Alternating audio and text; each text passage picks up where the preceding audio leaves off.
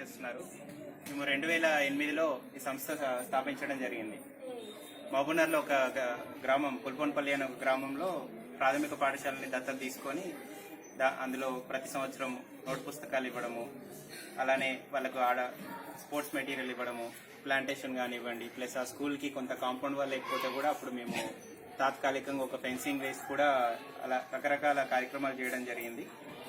So అలా ప్రారంభమైన వాళ్ళం మేము ఇంకా చాలా గవర్నమెంట్ స్కూల్స్లో వివిధ రకాల కార్యక్రమాలు, రైతులకు సాయం చేయడము, ఆ విధంగానే చేనేత కార్మికులకు కూడా హెల్ప్ చేయడం, సాయం చేయడం చేశామన్నట్టు. ఇప్పుడు ముఖ్యంగా మన సుధాకర్ రెడ్డి గారు గ్రామ వాస్తవ్యులు సుధాకర్ రెడ్డి గారు శ్రీ వెంకటేశ్వర కాలేజెస్ చైర్మన్, ఆ సార్ చెప్పడం వల్ల మాకు ఈ స్కూల్ని చాలా నుండి మాకు రికమెండ్ చేయడం జరిగింది. ఆ సార్ వల్ల మేము ఈ గ్రామంకి రావడం జరిగింది. ఎందుకంటే ఈ గ్రామం ఎక్కడ ఉంది ఏంటి అనేది కూడా మాకు తెలియదు.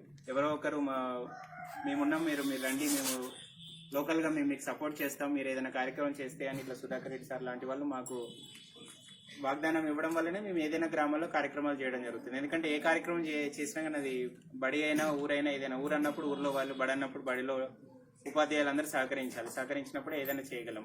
ఎందుకంటే మేమంతా మా ఉద్యోగాల్లో మా పనుల్లో మేము ఉంటాం.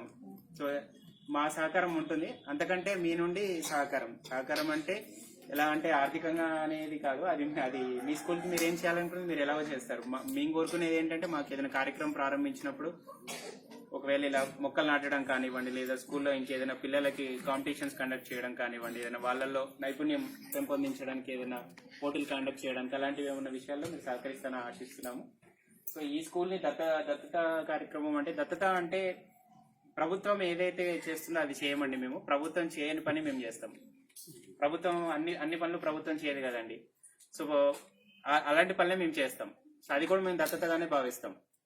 అయితే ప్రభుత్వం చేసే పనులు ఎందుకు చేయము అని అంటే, ప్రభుత్వం ఉంది కదండి, ఆ ప్రభుత్వం చేసే పనులు మనం చేస్తే ప్రభుత్వం ఇంకా ప్రభుత్వం చేసే పని కూడా చేయదు. అందుకే ఇది కార్యక్రమం. సో మేము ఈ గత 6-7-8 సంవత్సరాలుగా మేము తెలుసుకున్నది ఏంటంటే, నోట్ పుస్తకాలు ప్రభుత్వం ఇవ్వదనేది మా అభిప్రాయం. అంతే కదండి, టెక్స్ట్ పుస్తకాల వరకే ఇస్తారు. సో అందుకని నోట్ బుక్స్ తీసుకోవడం జరుగుతుంది. స్పోర్ట్స్ మెటీరియల్ కూడా ప్రభుత్వం ఇవ్వదు కదండి, అందుకే మేము అది టేకప్ చేయడం జరుగుతుంది. సో దాంతోపాటు పర్యావరణం, ఇది ఎలాగో మాకంటే ఎక్కువ పిల్లలు టీచర్ల మీదే ఉంటుంది. అందులో ఏదన్నా మొక్కలు తెప్పించడంలో కానీ అలాంటి వాటిల్లో మా సహకారం ఉంటుంది. దాంతోపాటు ఏంటంటే ఒక లైబ్రరీ కూడా ఆలోచన చేస్తున్నాము.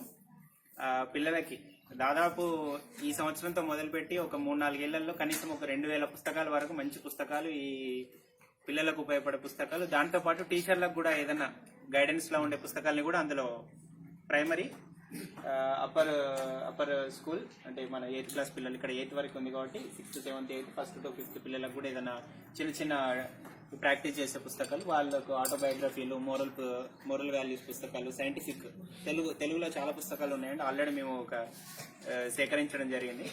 సో బహుశా వచ్చే సంవత్సరం ఫిబ్రవరిలో మా లలిత్ మా మెంబర్ వచ్చి ఇక్కడ లైబ్రరీ ఏర్పాటు చేయడం జరుగుతుంది. ఒక 200-300 పుస్తకాలతో అది మేము డెవలప్ చేసుకుంటూ ప్రతి సంవత్సరం ఒక 3 ఏళ్లలో 2000 పుస్తకాల వరకు తీసుకెళ్లాలని మా ఆలోచన 3-4 ఏళ్లలో.